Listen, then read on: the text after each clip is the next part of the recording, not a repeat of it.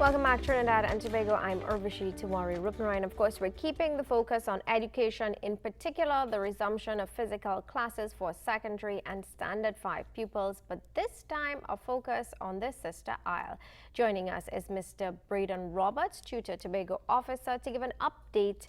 Very good morning to you, Mr. Roberts. Thank you so much for joining us. Good morning to the team at TV6. Good morning to the viewers. It's a pleasure to be here. Mr. Roberts, probably a good place to start. The Ministry of Education calls yesterday a successful return to face-to-face school. In your point of view, from the Tobago perspective, did this happen? It would be a success based on what your objective is. So if the objective was to get by, we successfully got by. I don't know that that's the standard we would want to start signaling success. So we got by the day yesterday. There were several challenges that our principals and our teachers, as asked, find a way to get it done. We found a way to get by yesterday. Got by. Could you expand? Tell me what that means and probably touch on some of the challenges that you would have faced. All right, so first of all, there would have been a stakeholders meetings for the principals of the secondary schools and for the primary schools with the new secretaries. These principals were commended for their bravery and finding solutions to have our system function. Well, that was for the media. And then 2 days after, they were shut down and they were given new directive as to how they were supposed to operate. So these principals had to then reason with their staff, especially in the secondary school, as to how they would maneuver the day. So yesterday, especially in the secondary schools, there were significant challenges in terms of allocating classrooms. We have in Tobago where the science labs have been down for a significant period of time. Now, if the science labs are down, then they would have to utilize other classrooms to have these science classes. And maneuvering the other subject areas, that would have been a challenge. So ensuring that teachers were able to get the appropriate classroom. Some schools utilize their hall. It is not the ideal situation for teachers to be able to engage their students in the way in which they would have wanted to. In the primary schools, if I could just quickly mention the primary schools, there are some of the entry protocols that are concerning. We have the MTS who will assist with the entry protocol, but that is mainly to get the person's name and to do the temperature scan. Some of the temperature scanners are not as reliable as they give challenges from time to time. We were able to have at least one of the primary schools was visited by a supervisor, so they had a swap of a scanner at that moment. So there are these little challenges. The main concern I have with the primary schools is that of the water tanks not being cleaned. Liaison with the principals, they have mentioned they would have written to the division on numerous occasions, but they will need the support in having those tanks cleaned, and they have not been successful in getting that done. So there would have been those concerns. Mr. Roberts, can you give us an idea of how many secondary and primary schools there would be in Tobago? There are, I believe it's 34 primary schools and 9 secondary schools. Secondary schools. And as it relates to the water tanks, we also heard in a story by Liz Williams yesterday that there appeared to be electrical and plumbing issues. Well, that would have been for the past 2 or 3 years. What they have done over throughout the pandemic, they would have fixed areas for the SCA exams to come off. Even in the secondary schools, to ensure that the exams for CXC and so forth come off, they fix certain aspects of the school. The issue with the division, they don't have the necessary funding. So what they do is they prioritize which schools they would address, which particular issue in which school, in which particular area of the school they would address. But when you don't maintain something as you ought to, the situation becomes dire. So there are plumbing issues, there are termite issues, which is very significant.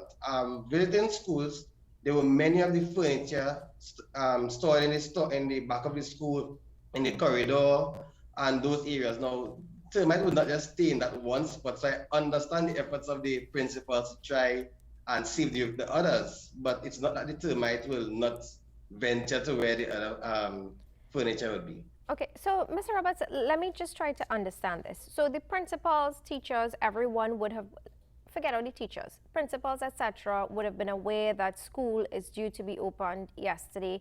And in preparation, were these issues highlighted before? Because we would expect the classrooms and so on, the facilities to be prepared ahead of yesterday. Did these issues crop up before, and did administrators seek to have them addressed before students returned yesterday? Well, that is where the disappointment is. Now, whenever I'm at the media, it's because I have been engaged in the division, as I have a good relationship with the officers, the secretaries, over previous weeks. Some of these issues were raised months and years. But we all know the issue of funding, as I mentioned before.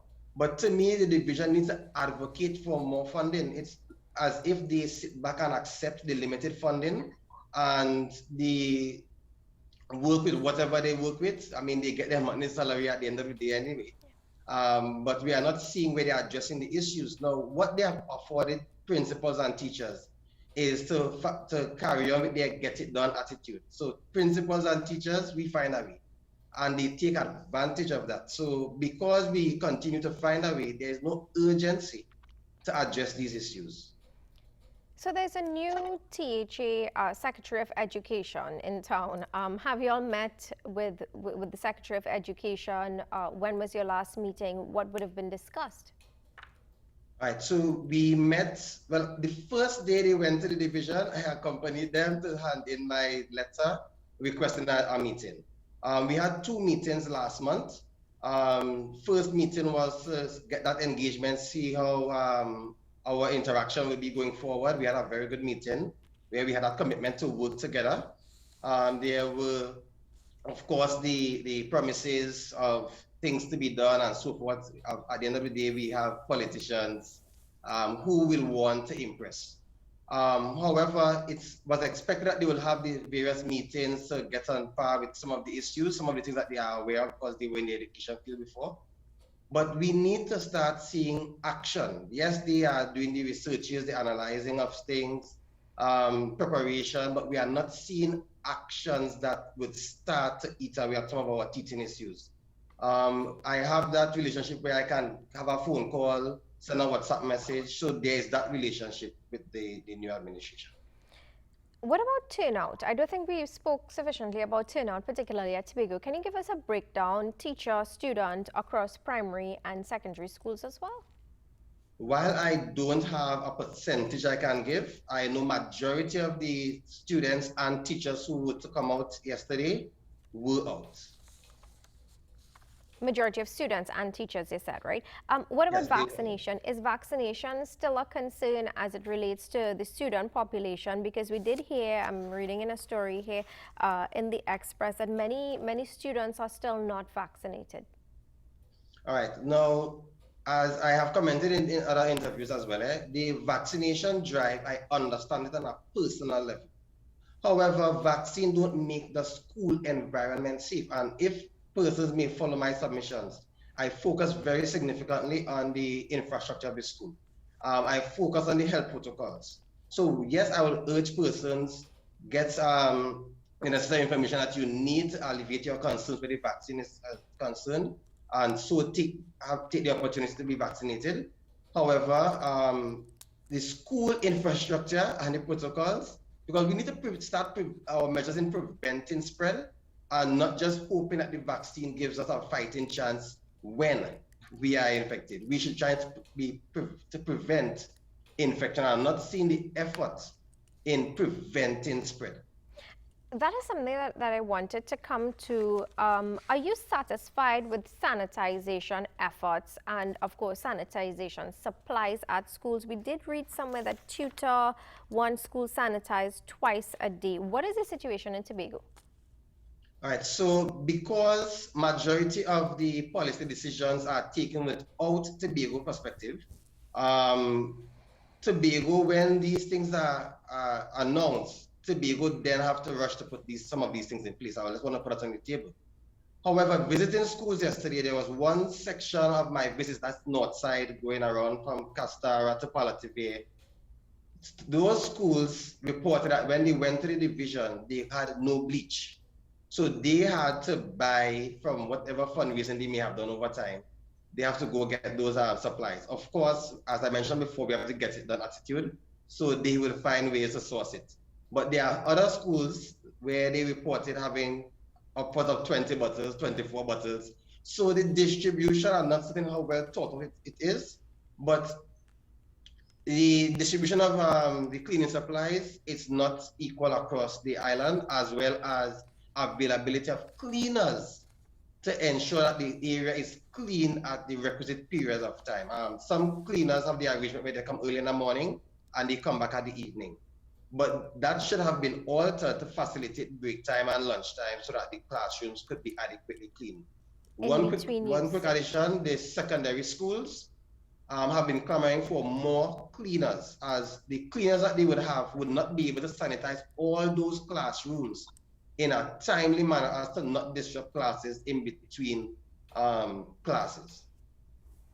Well, Mr. Roberts, it seems as though we're still navigating this new, back to school, face-to-face classes, even within a pandemic. I want to thank you. And that is unfortunate, though, because we had significant time, but because of the attitude of our leaders, we are not having the meaningful consultation to really get to the issues.